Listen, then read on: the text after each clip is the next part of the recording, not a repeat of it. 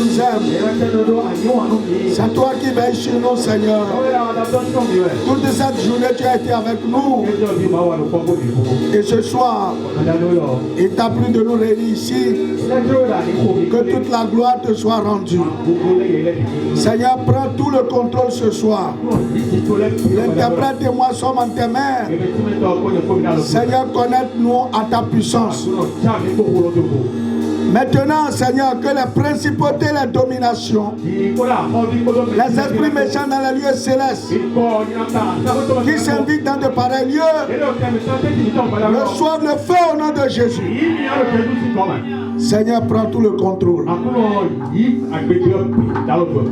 Et que ton esprit règne. Merci parce que tu le fais. Au nom puissant de Jésus-Christ, nous avons prié. Amen. Asseyons-nous. Bien-aimés, que la paix et la grâce de notre Seigneur Jésus-Christ soient avec nous tous.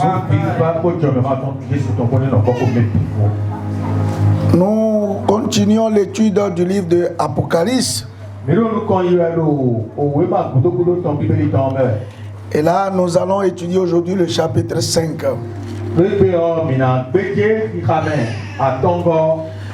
Qui a, je crois, 14 versets que nous allons lire très rapidement. Qui se lit comme suit. Puis je vis dans la main droite de celui qui était assis sur le trône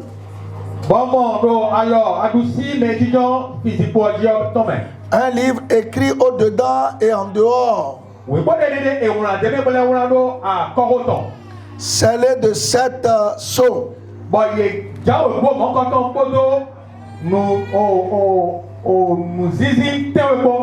Et je vis un ange puissant qui criait d'une voix forte,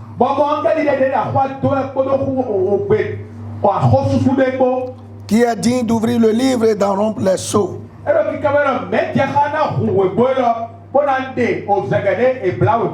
Et personne dans le ciel, ni sur la terre, ni sous la terre, ne peut ouvrir le livre, ni le regarder.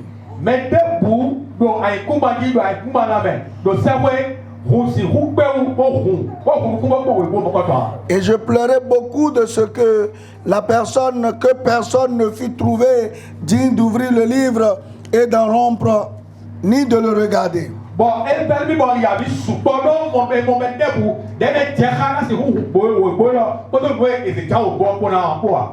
Et l'un des vieillards me dit, ne pleure point. Voici le lion de la tribu de Juda, le rejeton de David, a vaincu pour ouvrir le livre et ses 7 sceaux.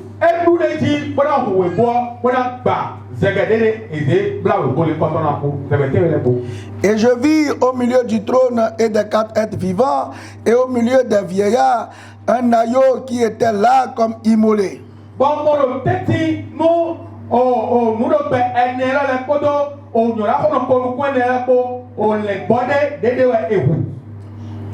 Il avait 7 cornes et 7 yeux,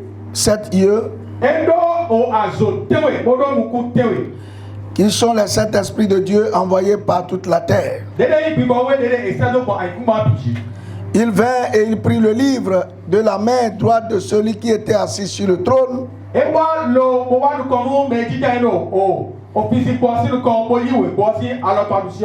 Quand il eut pris le livre, les 4 êtres vivants et les 24 vieillards se prosternèrent devant l'agneau, tenant chacun une harpe et des coupes d'or remplies de parfums qui sont les prières des saints.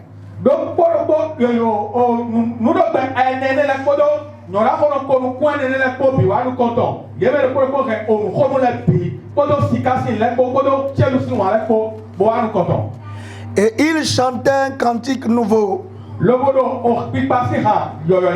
en disant, tu es digne de prendre le livre et d'en ouvrir les sceaux,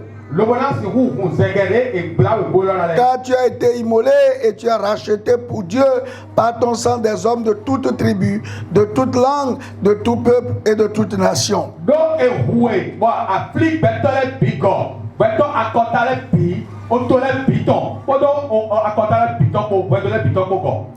Tu as fait d'eux un royaume et des sacrificateurs pour notre Dieu, et ils régneront sur la terre.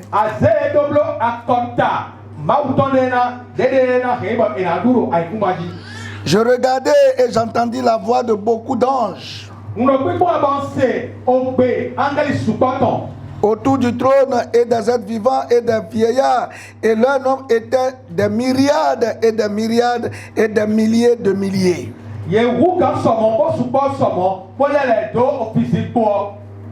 Il disait d'une voix forte: l'agneau qui a été immolé est digne de recevoir la puissance, la richesse, la sagesse, la force, l'honneur, la gloire et la louange. Et toutes les créatures qui sont dans le ciel et sur la terre, sous la terre, sur la mer, et tout ce qui s'y trouve, je les entendis qui disaient: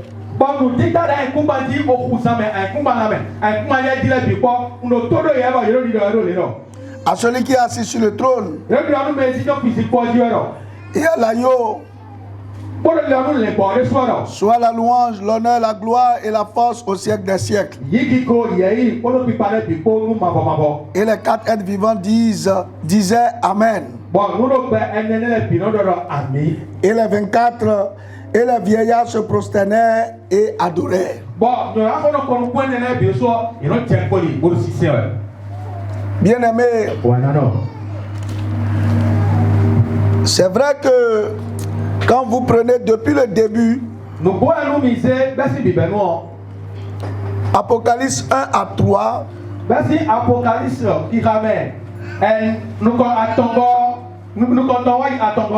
révèle l'état du monde et de l'église actuellement.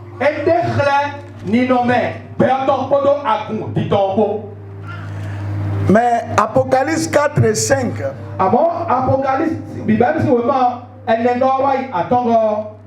parle de juste après l'enlèvement, qu'est-ce qu'on va vivre.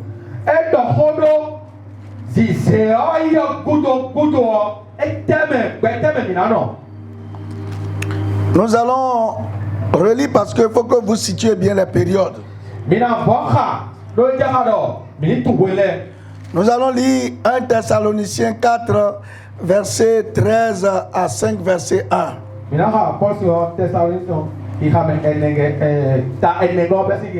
Qui se lit comme suit.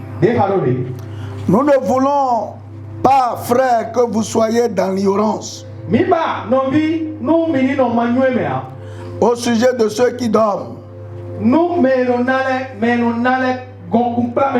Ceux qui dorment, afin que vous ne vous affligiez pas comme les autres qui n'ont point d'espérance. Car si nous croyons que Jésus est mort et qu'il est ressuscité, croyons aussi que Dieu ramènera par Jésus avec lui ceux qui sont morts.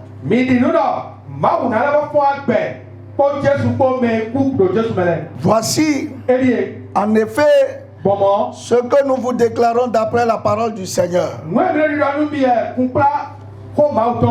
Nous les vivants, restez pour l'avènement du Seigneur.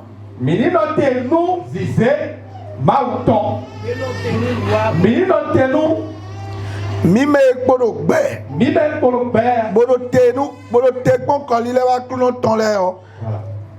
Nous ne dévancerons pas ceux qui sont morts, car le Seigneur lui-même a un ciel donné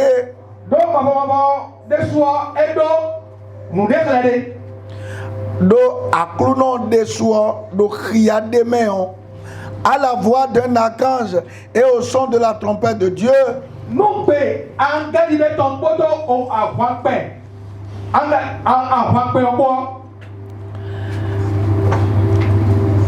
descendra du ciel et les morts en Christ ressusciteront premièrement.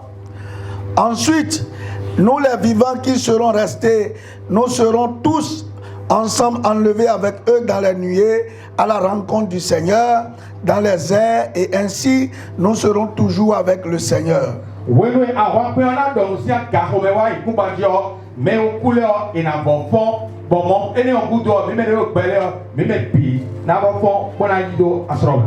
Consolez-vous donc les uns les autres par ces paroles.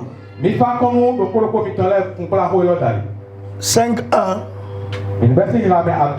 Pour ce qui est des temps et des moments, vous n'avez pas besoin, frère, qu'on vous en écrive. Ok.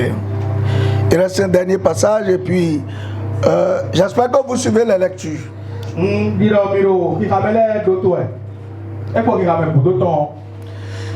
Je vais revenir situer chaque lecture. Marc 13. Lorsque Jésus sortit du temple, un de ses disciples lui dit: Maître, regarde, quelle pierre, et quelle construction. Jésus lui répondit: vois-tu ces grandes constructions? Il ne restera pas pierre sur pierre qui ne soit renversée.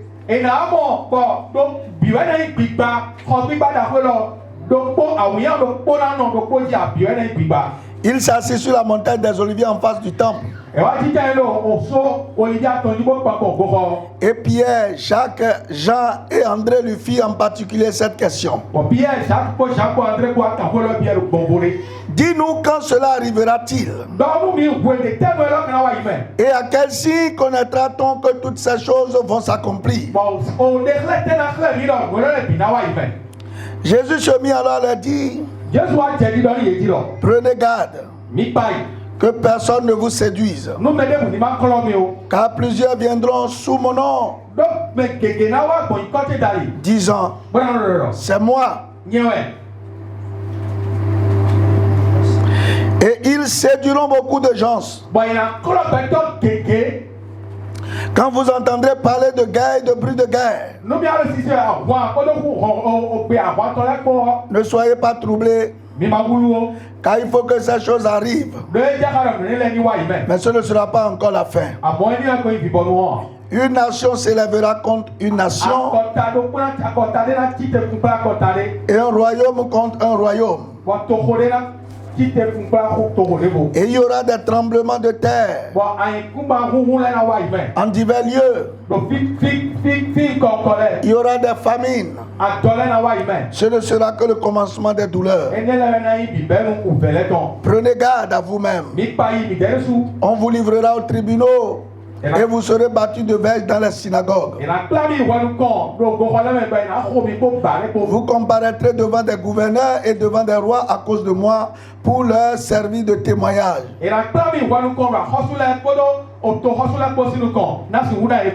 Il faut premièrement que la bonne nouvelle soit prêchée à toutes les nations. Quand on vous amènera pour vous livrer, ne vous inquiétez pas d'avant de ce que vous aurez à dire. Mais dites ce qui vous sera donné à l'heure même. Car ce n'est pas vous qui parlerez, mais l'Esprit Saint.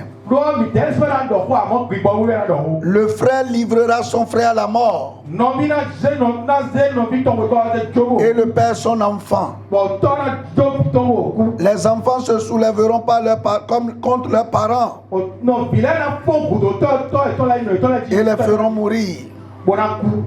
et les feront mourir. Vous serez haïs de tous à cause de mon nom. Mais celui qui persévérera jusqu'à la fin sera sauvé. Lorsque vous verrez l'abomination et la désolation établies là où elle ne doit pas être.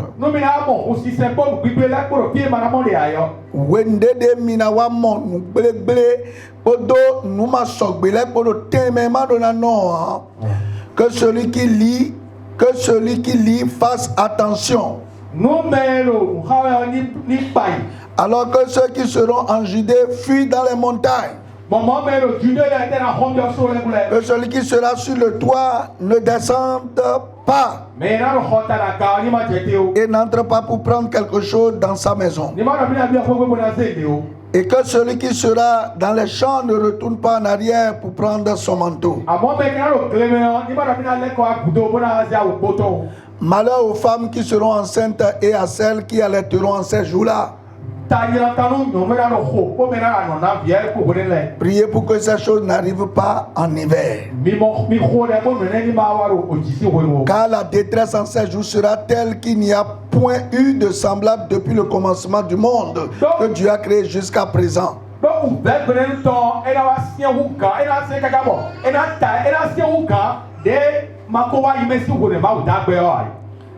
Et qu'il n'y en aura jamais. Et si le Seigneur n'avait abrégé ces jours,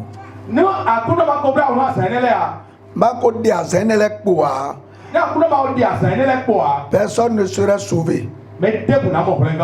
Mais il les a abrégés à cause des élus qu'il a choisis. Amen. Amen. J'ai lu beaucoup de textes. Mais je veux que vous compreniez ce que je veux vous expliquer ce soir. Frère,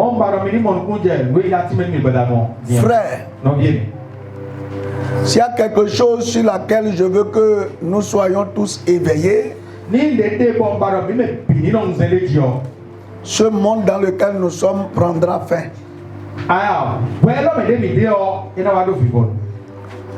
Souvent, les gens réfléchissent comme si le monde n'allait jamais finir.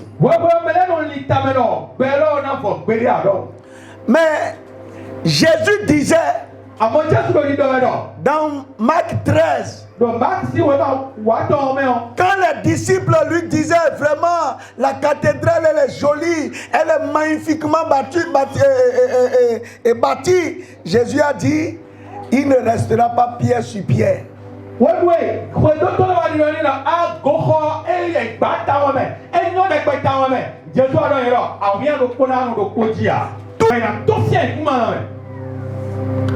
Et puis ceux qui seraient vivants pendant ce temps. Parce que l'apôtre Paul dit, quand l'apôtre Paul a parlé ici, lui aujourd'hui n'est plus là, mais il dit nous qui serons vivants. Donc au moment où ça va se passer, les personnes qui seraient vivantes, ces personnes-là aussi vont entendre.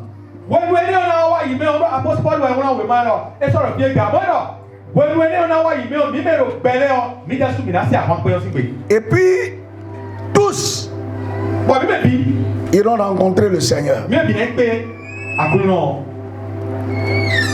Et qu'est-ce qui va permettre aux gens de savoir que nous sommes en train de nous apprêter, de nous approcher du temps? Parce que les disciples ont voulu savoir c'est à quel moment précis tout ça va commencer.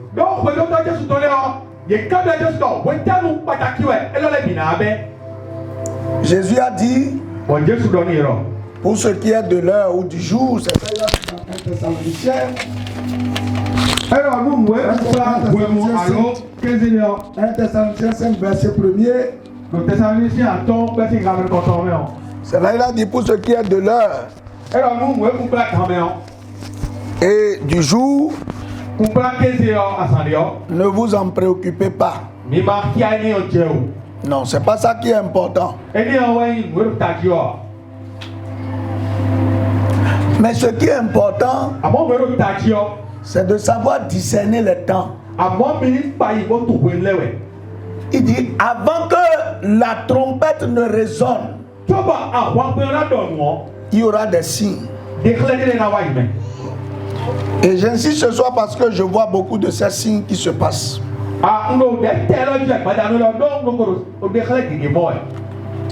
Il y aura des signes. Et les signes qui annoncent la fin là. Il dit, vous entendrez parler de guerre et de bruit de guerre. Aujourd'hui, tout le monde dit que le conflit entre la Russie et l'Ukraine, c'est un conflit qui risque d'exploser et de devenir planétaire. Il y a des bruits de guerre.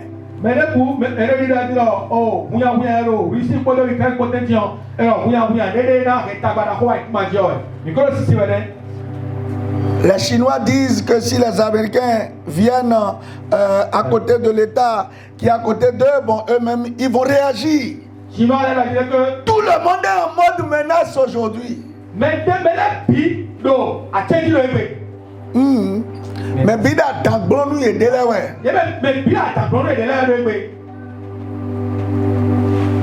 Guerre, de guerre. Ça veut dire que les périodes que nous traversons là, ça, nous sommes en train de nous approcher de la fin. C'est pour ça, ceux qui pensent que il ne faut pas se préparer, que c'est encore loin, ils perdent leur temps. Ça peut venir à tout moment.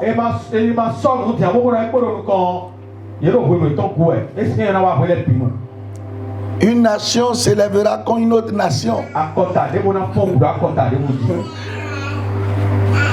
Et ça aujourd'hui, ça s'est passé. Des gens qui se soulèvent contre d'autres nations sans raison.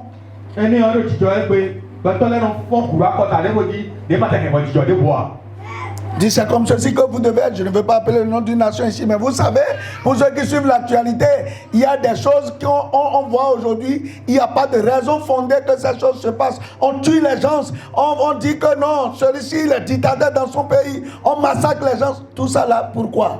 Parce que ça annonce la fin. Nous menons pas télé là, menons pas le chef pas là. Et puis comme moi à côté de mon titre là côté de mon dit, des matin que moi je dois boire. Mon titre là tout le monde dit pour vous mettre autour bon. L'abomination. Là où ça ne doit pas être. Aujourd'hui c'est réel. On apprend, j'ai vu un truc et c'est vraiment dégueulasse. Un pasteur qui, le jour de la célébration, une femme a perdu son mari et le pasteur faisait l'office. Le jour-là, il donne bague de fiançailles à la femme, à la veuve, devant tout le monde. Vous voyez, ça veut dire que les deux étaient déjà en relation avant.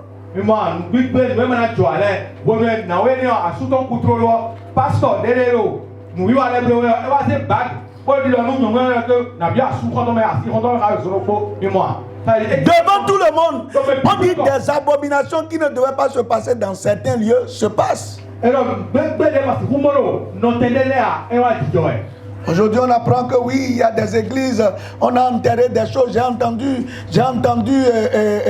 un charlatan ou un prêtre Fa disait qu'il n'y a pas d'église qui commence sans qu'on ne vienne consulter. Moi, je n'ai consulté aucun Fa, aucun, et je n'en consulterai jamais au nom de Jésus. Amen.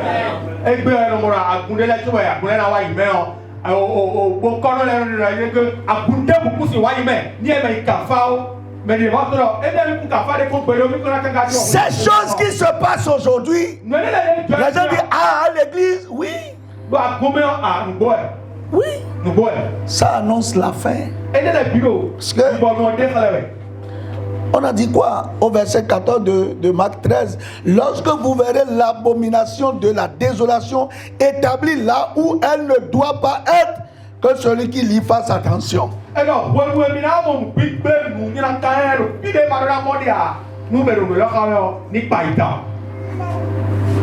On dit aujourd'hui les pasteurs sont devenus des escrocs. Alors que le pasteur est supposé être celui qui montre l'idéal, c'est-à-dire que le repère que tout le monde doit suivre. Donc, alors que le pasteur de son normalement, elle là il met des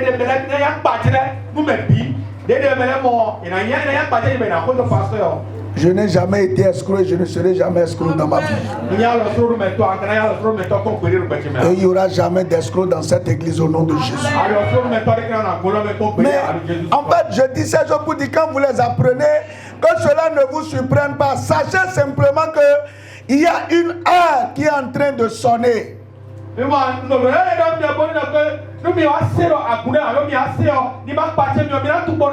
Parce que les gens disent, oh, si j'apprends certaines choses, je vais laisser la foi. Pourquoi? Tu veux laisser la foi?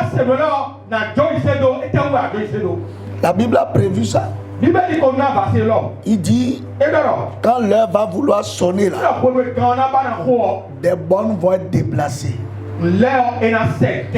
Actuellement, comprenez que le monde est dans un, c'est-à-dire que les bornes ont été déplacées.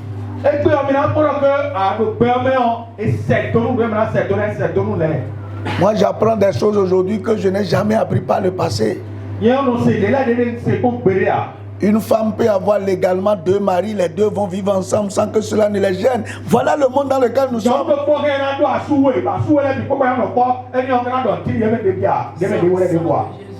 Dans un autre pays, la prostitution c'est un travail illégal, on prélève même l'impôt sur ça. C'est-à-dire que les gens peuvent le faire, ils payent aussi l'impôt de l'État, donc chacun prend son compte dedans. Donc toutes ces choses qui se passent, ça veut dire simplement que nous sommes en train de nous approcher de la fin.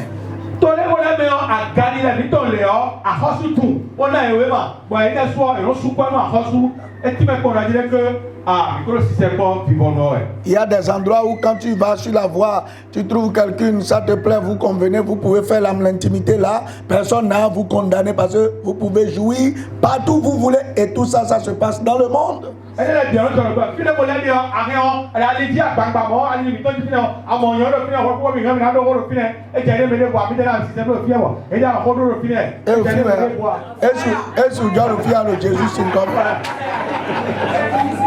Et donc, quand vous voyez ces choses et que vous apprenez ces choses, vous devez savoir que Dieu est en train de... Parce que vous voyez, on dit l'iniquité se sera accrue. Et la partie de l'histoire qui m'a fait réfléchir, on a dit le verset 20 de Marc 13. Et si le Seigneur n'avait abrégé ses jours, personne ne serait sauvé. Quel est le degré de contamination de ta vie chrétienne?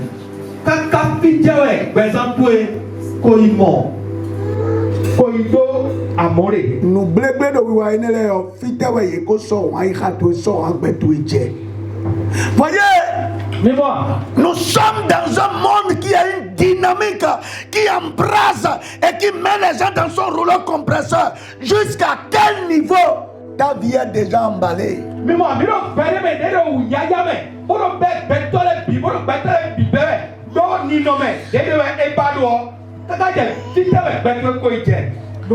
On dit si Dieu n'avait pas abrégé, personne ne pourra être sauvé. Vous voyez, ça là, on n'a pas dit quelques-uns, personne. Ça dit que même moi-même là, si Dieu n'avait pas abrégé, ça serait difficile. Mes frères, la première réflexion, quel est l'impact de mon environnement sur ma vie?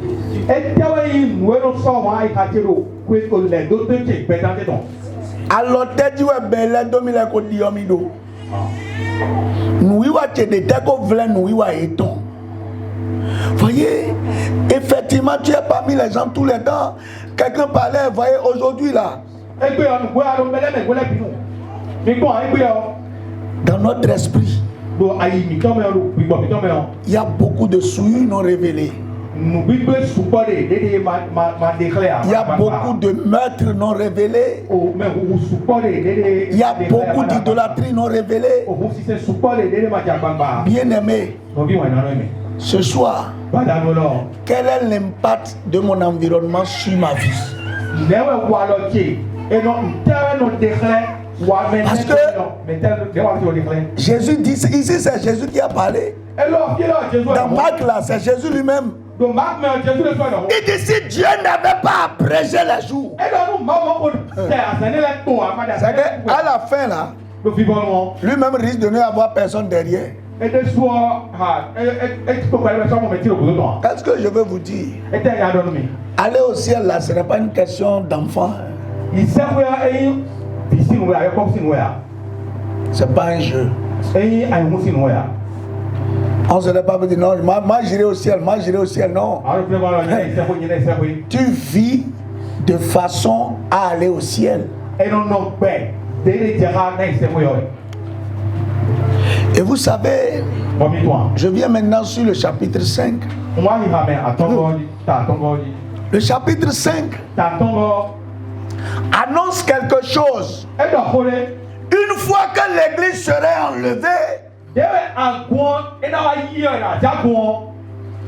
voyez, Dieu, Jésus-Christ, quand il aura fini de préparer les places pour les 24 vieillards qui sont que les gens qui sont sauvés de toutes les nations, de tous les langues, comme vous avez vu, de toute la terre, quand ils seraient enlevés parce que Jésus leur aurait préparé la place, on va leur donner maintenant la couronne à chacun selon ce qu'il mérite.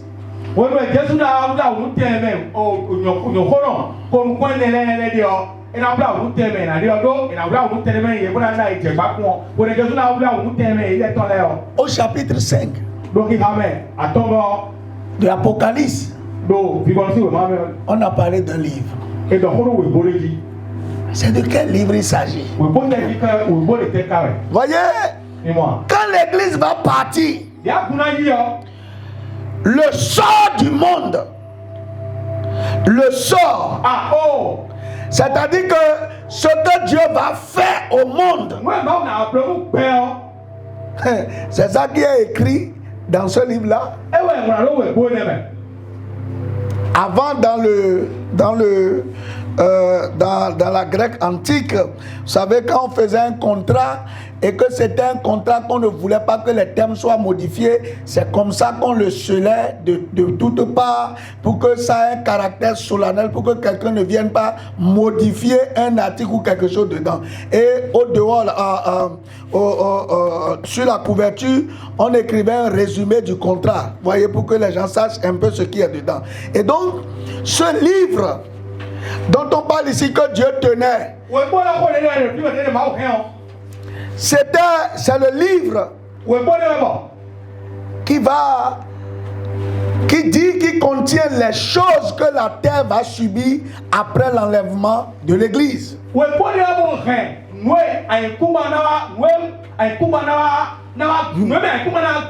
C'est pour ça que quand on a levé et on a dit qui est digne de venir, qui peut venir maintenant exécuter les ordres de Dieu, le jugement de Dieu, il n'y avait personne qui soit déclaré digne. Donc on ne connaît même pas le contenu, on ne sait même pas ce qui est dedans. Donc c'est comme les gens vont subir ça de façon brusque et brutale. La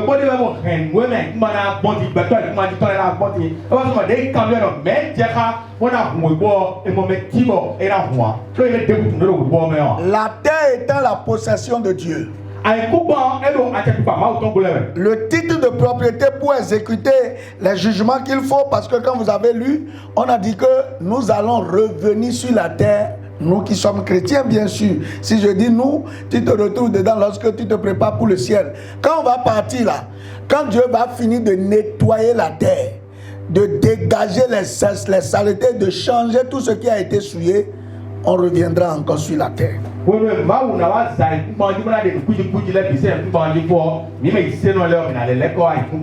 Et celui qui va régner maintenant, c'est Jésus-Christ, éternellement. C'est lui qui va régner. Et son règne, personne ne peut contester ce règne. C'est pourquoi quand Dieu disait, quand Dieu a levé le livre là, personne ne s'est senti capable, à part Jésus-Christ. Et Jean avait eu peur. Il était triste. Mais pendant ce temps, Voyez, ceux qui sont déjà les 24 vieillards qui ne sont rien d'autre que les rachetés, voyez, eux, ils avaient déjà une intelligence suprême. Ils pouvaient savoir ce que Dieu avait réservé et ils ont dit à Jean, non, ne t'inquiète pas, parce que si nous sommes là, c'est la preuve que le livre, quelqu'un est capable de l'ouvrir. Et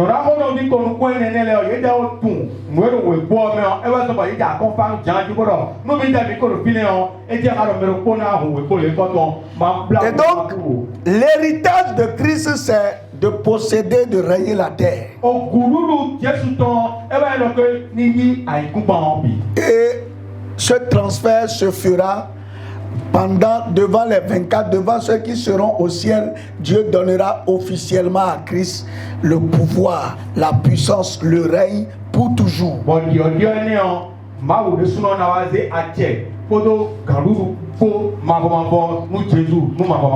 Mais et vous allez voir quand il va commencer, parce que pour que son règne soit établi, c'est ça qui commence à partir du chapitre 6. Il y a un certain nombre de dispositions, de décrets qui sont dans le document qu'il va faire exécuter pour pouvoir nettoyer la terre.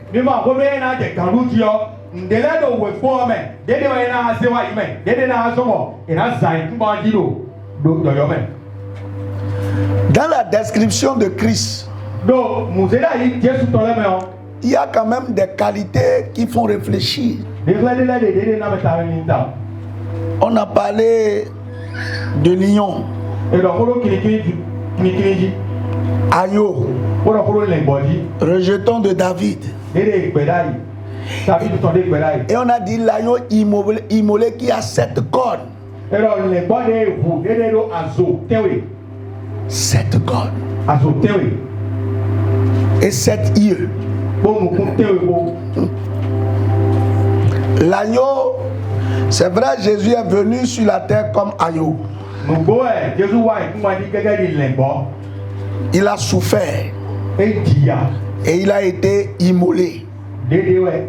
Il a donné sa vie pour que nous aussi, nous qui sommes là ce soir, nous soyons sauvés et que nous gagnions le ciel.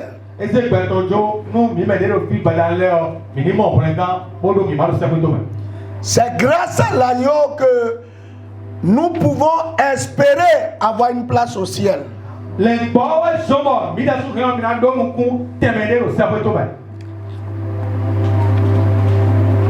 Mais l'agneau ne sera pas agneau pour toujours. Il sera le lion. Le lion, c'est la plénitude de la puissance.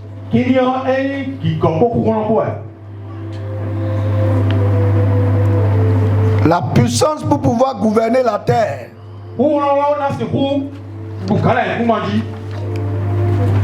La détermination et la force de l'agneau pour mettre les choses en ordre, pour établir son règne. Et pour que son règne soit établi, il va utiliser ses cornes. Les cornes symbolisent la puissance.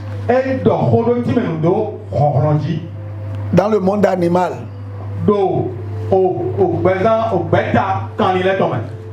les cornes pour les animaux permettent d'exercer le pouvoir et d'infliger la punition aux autres animaux.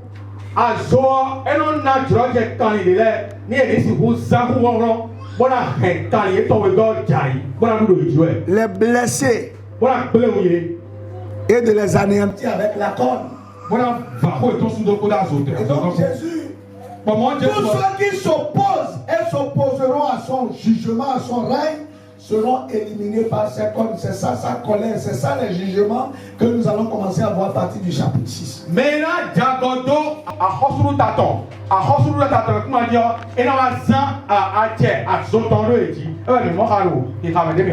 Christ détient la puissance souveraine et absolue. Jésus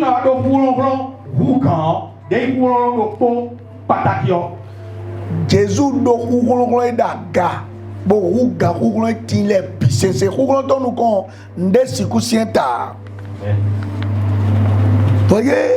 Mais moi. Toutes ces qualités pour montrer que là maintenant commencera la bataille. Et on dit que c'est le rejeton de David.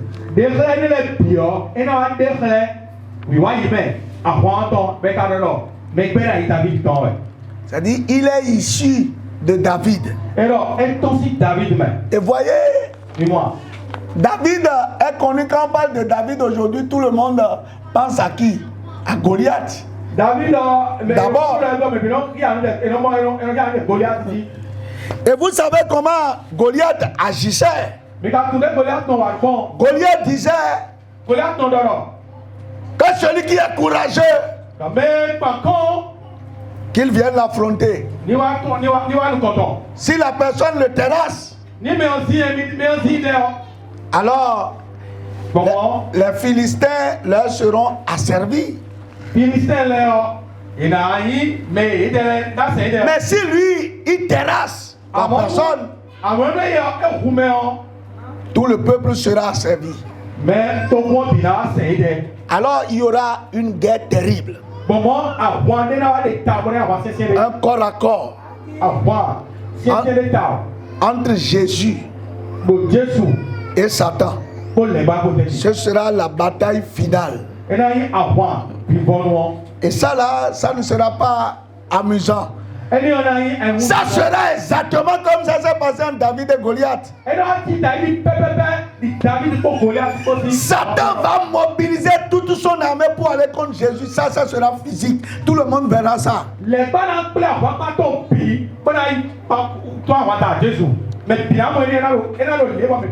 Et là, Jésus va anéantir d'abord Satan et va le jeter comme David a coupé la tête de Goliath là. Jésus va prendre Satan et le jeter le premier dans le feu. C'est Satan qui ira premièrement dans le feu de la géhenne.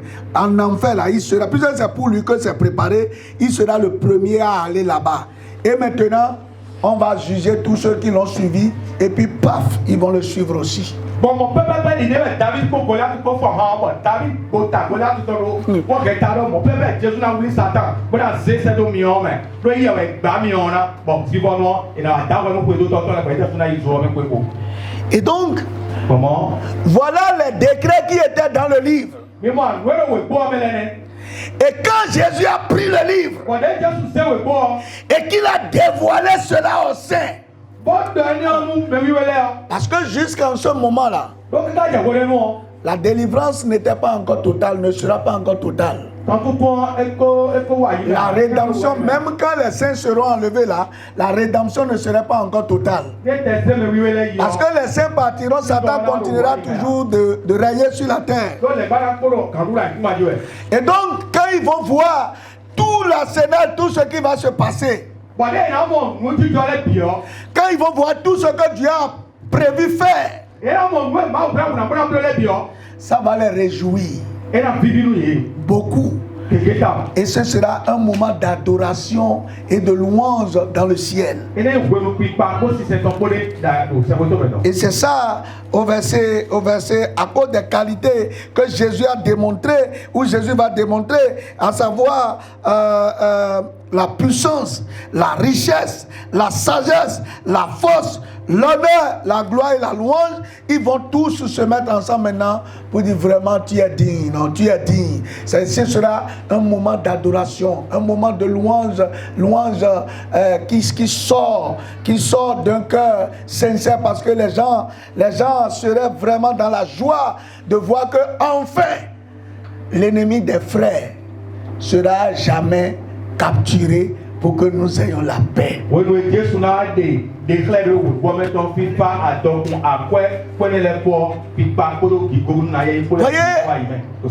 c'est pour ça qu'on dit que bon, les prières, puisque leurs prières, jusque même là encore, les désirs, les soupirs qu'ils exprimeront, que la rédemption soit totale, afin qu'ils puissent jouir vraiment.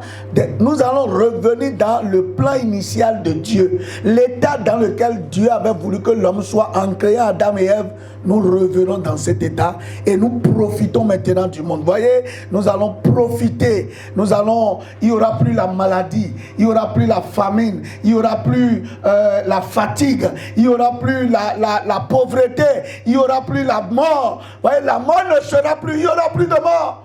Ce sera un moment où on dit, comme on dit éternité là, ça n'a pas de commencement, ça n'aura pas de fin. Et voyez, on va vivre les belles choses. C'est magnifique. Donc,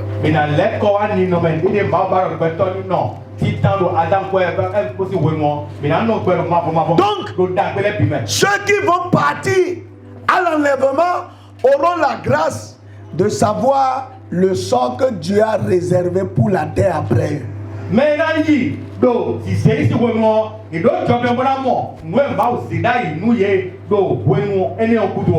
ce qui encourage, ce ne serait pas 10 personnes, ce ne serait pas 20 personnes. On dit c'est des myriades, des myriades, de milliers, de milliers. C'est-à-dire que c'est une foule immense.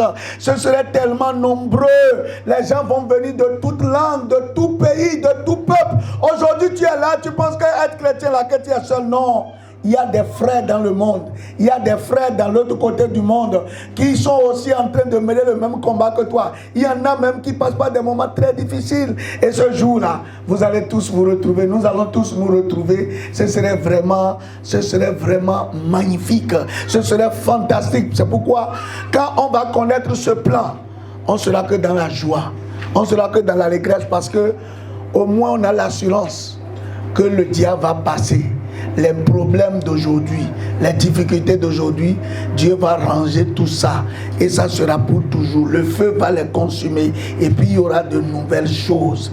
Et c'est pourquoi je vois, on dit, oh quel beau jour devant sa face, toutes les rachetés apparaîtront en célébrant ta joie et ta gloire. De les chants, les cieux retentiront. Nombreux comme le sable des plages, nombreux comme le sable des plages. Oh, que ce sera beau lorsque nous irons là-haut, aussi nombreux que le sable des plages. Vous voyez, il y aura tellement de monde comme le sable de la mer. Voyez, les gens vont venir de toute nation, de toute tribu, de toute langue. Et ils seront là très contents. Et quand Dieu va dévoiler, Jésus va prendre le livre et dévoiler son programme d'action. Voyez, il y aura des chants de louange et d'adoration. C'est pour cela aujourd'hui, quand vous êtes dans une véritable adoration, c'est comme si vous anticipez un peu sur ce qui se passera au ciel.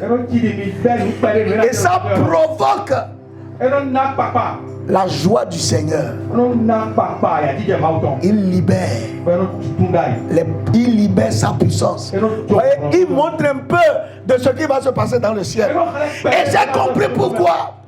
Lorsque Paul et Silas, ils se sont mis à louer, à adorer le Seigneur, Dieu était tellement content que quand il louait,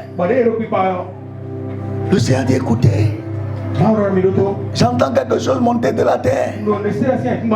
Et c'est les deux hommes au milieu de la nuit. Voyez? Et Dieu écoutait l'adoration et la louange de Paul et Silas. Tellement ça pénétrait son cœur parce que ça venait d'un cœur sincère. Et Dieu a commencé à secouer son pied. Parce que tellement ça lui faisait bien. Et quand il a secoué le pied là, il savait que le bout de l'orteil tombait sur la prison. Et tu vois, quand ça tombait sur la prison là, la prison commençait à se secouer. La puissance qui était dans ses orteils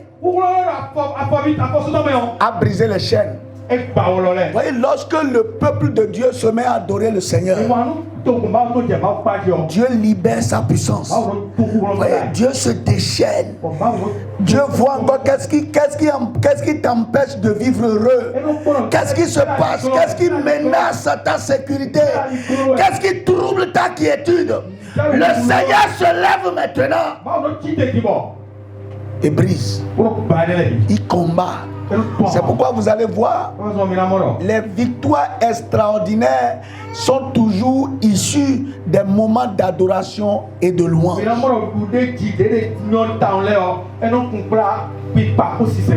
Rappelez-vous, quand les gens devaient disons, abattre les murs de Jéricho, qu'est-ce qu'ils ont utilisé?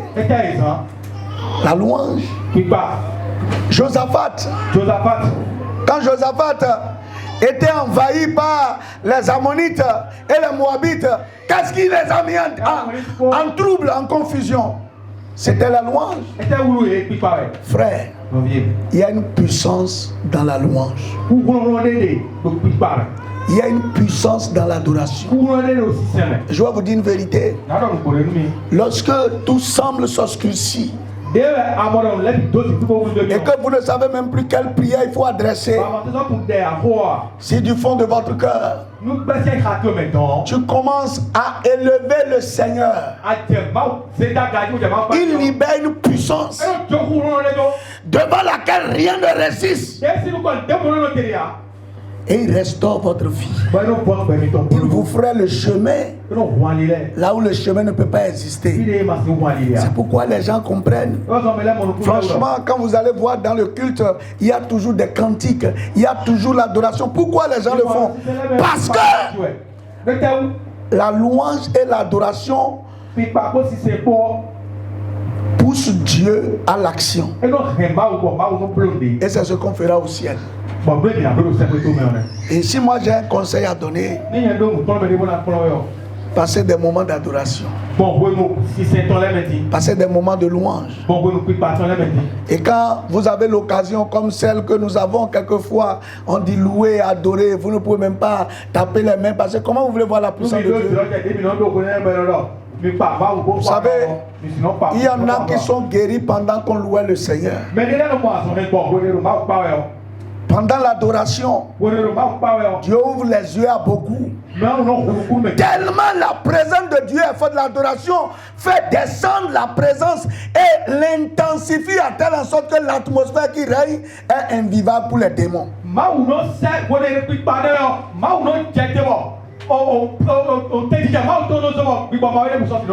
Bien-aimé, au ciel, après la couronne, ce qui restera, ce sera l'adoration et la louange.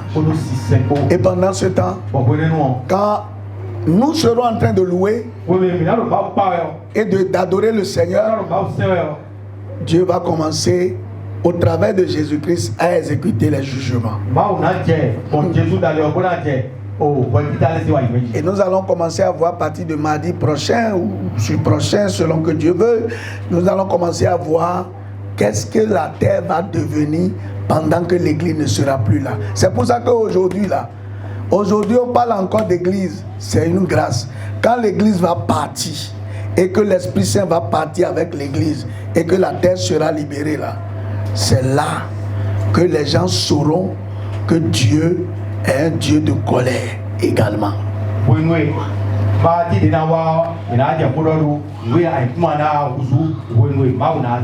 Je prie pour tout un chacun de nous que nous soyons prêts pour l'enlèvement et que nous participons à la première louange et adoration du Seigneur, afin que sa gloire, son règne, sa puissance et sa richesse, qu'il les partage avec nous.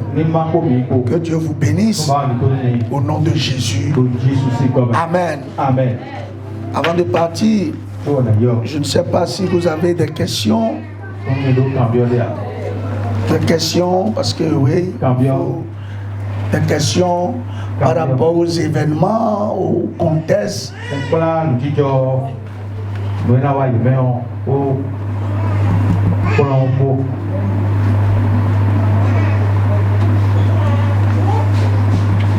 C'est clair pour tout le monde? Oui, quand tu es là-bas, on ne peut pas t'entendre de là-bas.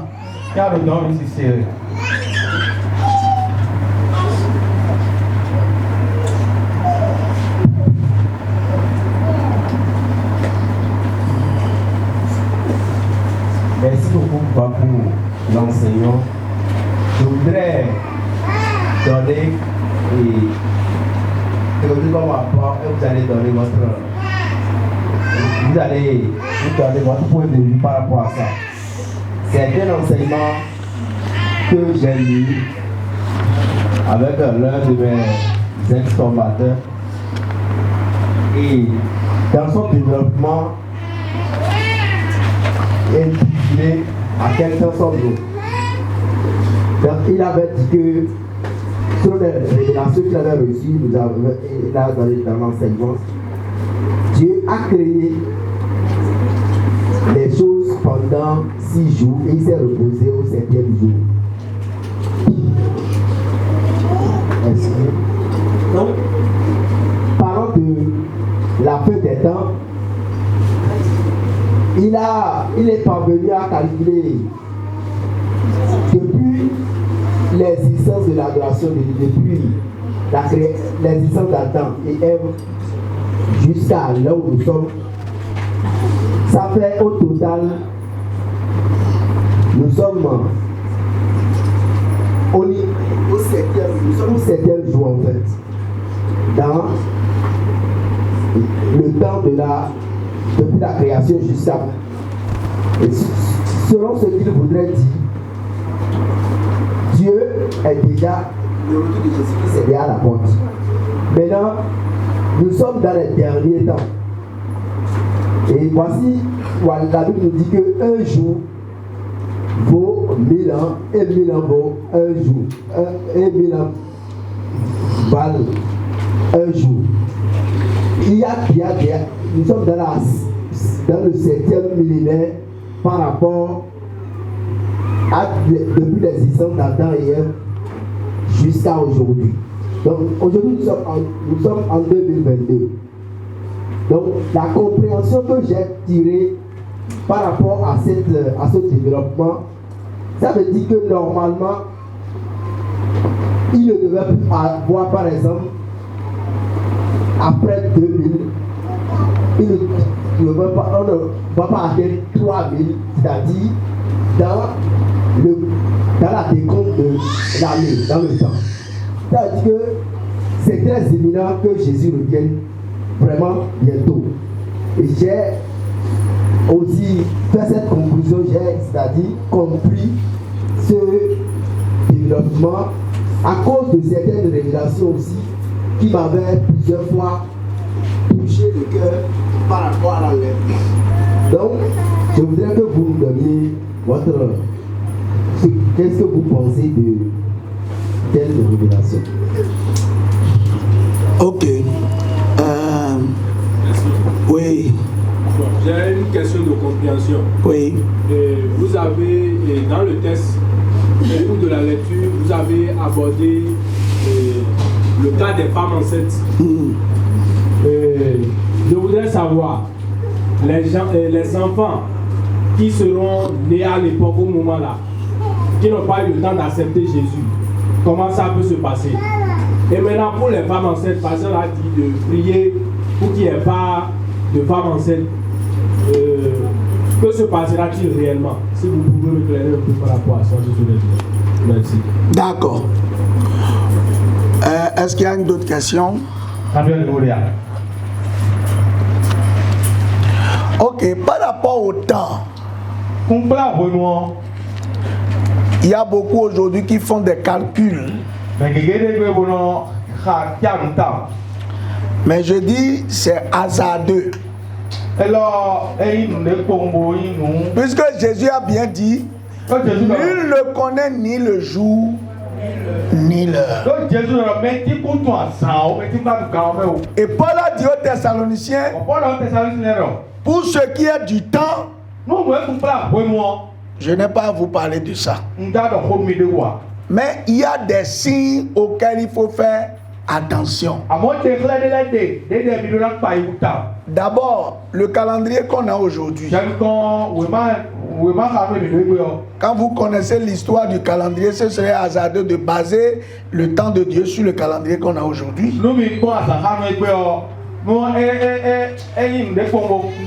Le calendrier qu'on a aujourd'hui, c'est le calendrier romain. Et ça a évolué de plusieurs manières. Vous voyez, au temps des empereurs, l'empereur vient et dit qu'aujourd'hui on commence l'an 1. C'est comme ça qu'ils ont fait les trucs. On va commencer l'an 700. C'est l'empereur qui décide de comment on va commencer à compter jusqu'à ce que les gens aient trouvé une harmonie. Aujourd'hui on dit 2000 ans là. Nous on dit que 2000 ans après Jésus-Christ, mais c'est nous qui le disons, c'est les Romains qui l'ont dit. Donc le temps exact pose problème. Bon, quand on dit aujourd'hui qu'on est dans dans le 6e jour, ou le 7e, comment on peut le mesurer si on part de la logique que Dieu a dit un jour est comme 1000 ans et 1000 ans sont comme un jour. Ce qu'ils disent est on dit que Dieu a dit à Adam, le jour tu mangeras, tu mourras. Or, Adam est mort à 900 et quelques années, il n'a pas atteint 1000 ans. Donc, c'est pour ça qu'on dit qu'un jour du Seigneur, ça fait 1000 ans. Maintenant, de la création à aujourd'hui, là, qui a la chronologie réelle pour compter, pour dire que 2000, là, ça fait 6000 ans maintenant que le monde est créé. Qui peut le dire véritablement? Parce que même Genèse, là, c'est Dieu qui a révélé ça à Moïse sur le mont Sinaï, et il a écrit tout ce qui s'est passé avant lui.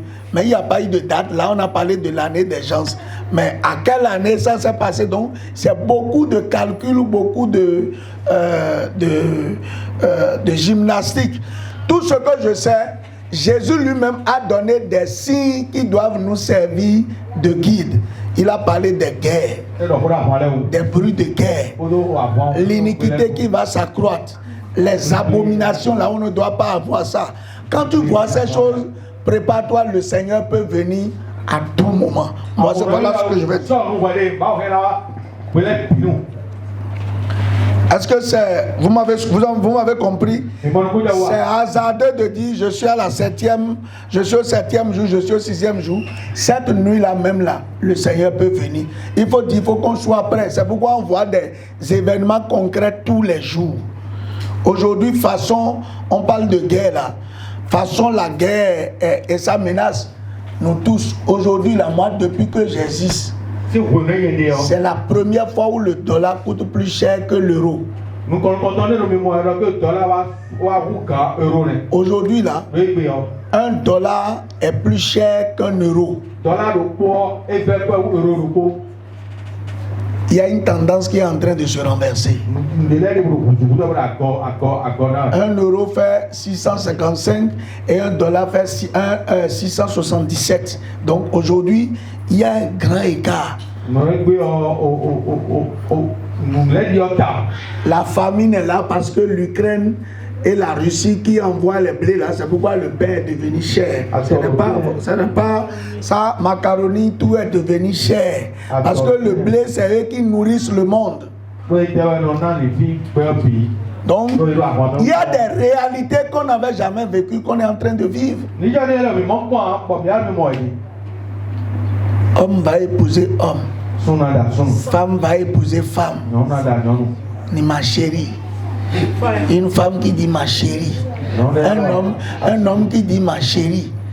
Et c'est devenu, même en Caraïbes ici, c'est devenu, les gens se déguisent en femmes et on les frappe et on met à nu ce qui est là. On voit que c'est des hommes parce que bon, un homme ne peut pas se cacher. Vous ne voyez pas ça sur la réseau?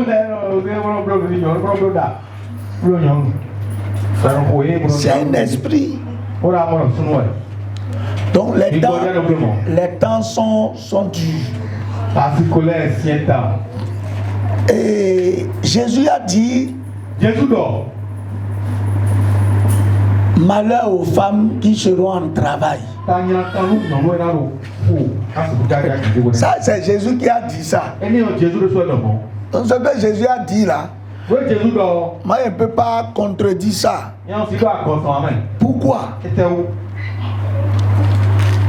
L'âme de celle qui est en travail là ne peut pas penser à autre chose que sa délivrance.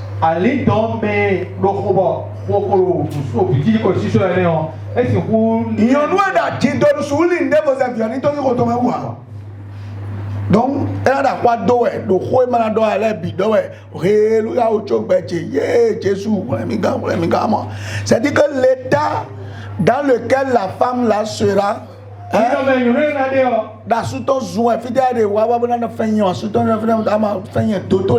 donc son comportement de là là ne va pas lui permettre d'être en position d'aller au ciel. Comprenez? Ça, je pense ça dans le sens physique. Physique. Mais le sens spirituel, celui qui a gardé quelqu'un dans son cœur là, il est aussi enceinte.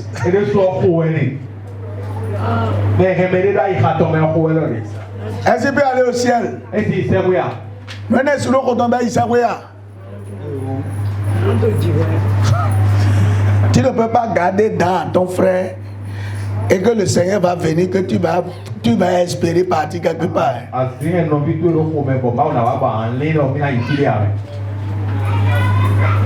Donc, Dieu fera grâce. En tout cas, ses enfants, il ne permettra pas qu'ils soient dans cet état pendant ce temps-là. Mais c'est pour dire, franchement, la condition de l'âme, puisque la Bible dit quoi?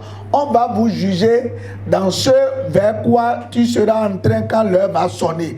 Donc à cette heure-là, si c'est le cri, tu es en train de taper la table, oh,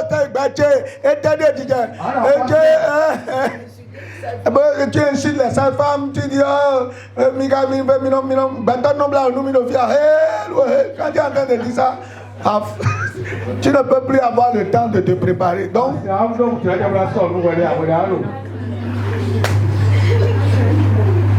si vous faites ça, que quelque chose m'arrive là, on va vous poser la question. Hein. On va vous poser la question. Vous jugez les danses.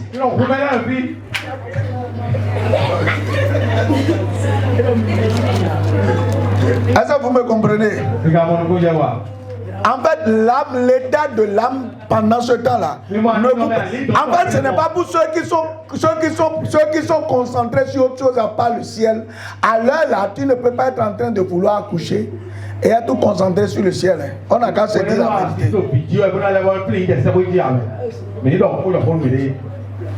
Les femmes là, ou bien on peut faire ça devant Dieu. C'est possible. Mais le suya.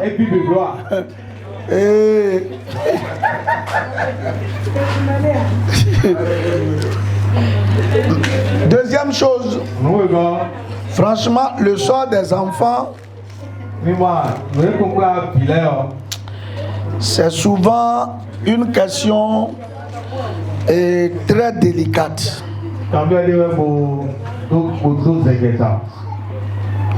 Pourquoi? Parce que moi, je ne suis pas Dieu. Il y a juste deux choses que je prends. Il y a deux versets, deux passages qui me permettent de réfléchir. Le premier passage, Dieu connaît quelle sera la nature de chacun de sa naissance jusqu'à sa mort.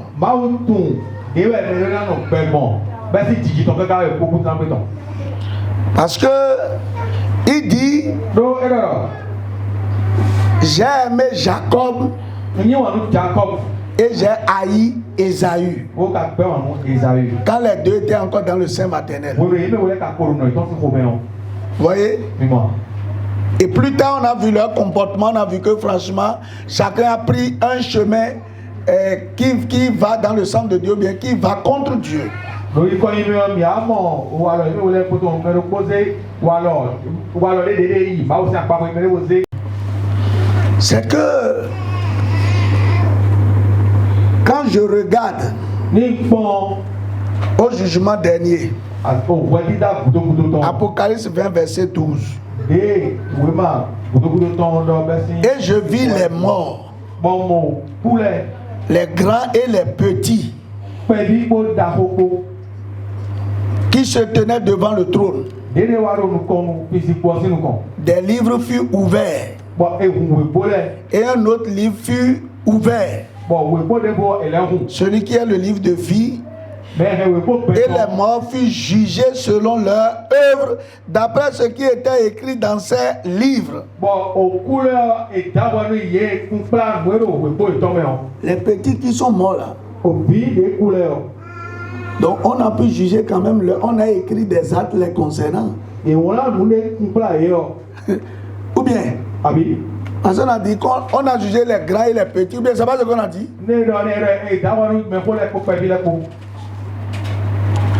Bon, la deuxième réflexion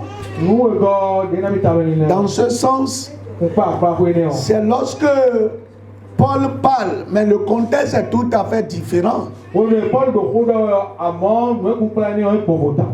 Paul parle au couple dans le livre de Corinthiens. Et après, un des partenaires ou un des conjoints est converti.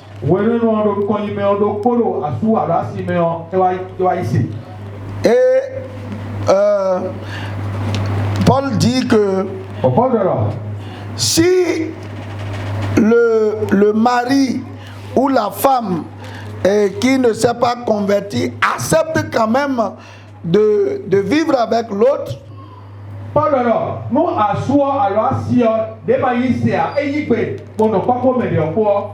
que l'autre aussi ne divorce pas à cause de ça.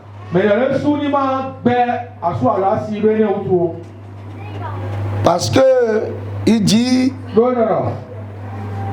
par le salut de l'un, la protection de Dieu sera sur les enfants. Et donc, la réflexion théologique qui se mène, c'est est-ce que les parents chrétiens dont les enfants, est-ce que les enfants des parents chrétiens peuvent aller au ciel en s'appuyant sur le salut de leurs parents? Est-ce que les enfants des parents chrétiens iront au ciel en s'appuyant sur le salut de leurs parents?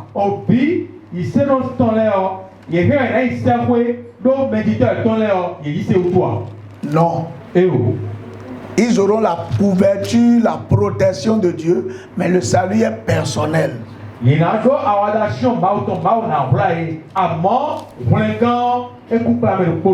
Si un enfant veut aller au ciel, il doit lui-même œuvrer pour aller au ciel.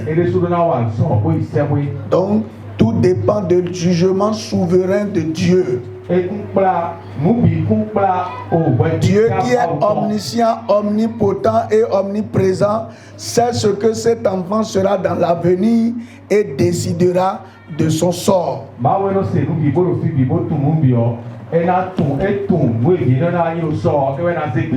le bébé qui va naître, qui a choisi ce moment pour venir là, si je dois juger, si on dit que son arrivée n'est pas bonne,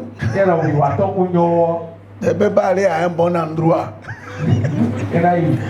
Ou bien c'est pas ce qu'on a dit. On dit la maman qui serait en train de vouloir le sortir là, c'est pas bon pour la maman et c'est pour le bébé que ça sera bon.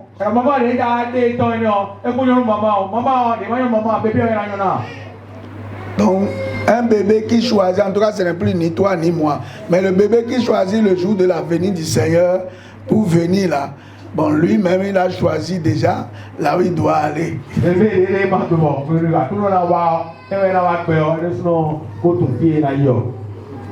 C'est un peu clair pour tout le monde. Le bébé là, C'est Dieu qui connaît son sort. Mais en réfléchissant, un bébé qui naît à l'avènement là, il a 98% de chance d'aller de l'autre côté, pas au ciel. Puisqu'on a dit que son arrivée n'est pas bienvenue. Alors là, ou bien ça passe ce que vous avez lu. On dit malheur à la femme qui serait en train d'accoucher.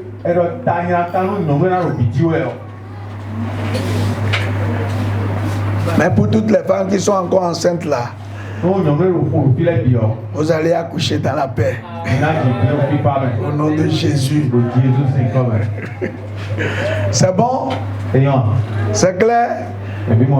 Soyez prêts à tout moment. Et que Dieu vous bénisse. Au nom de Jésus.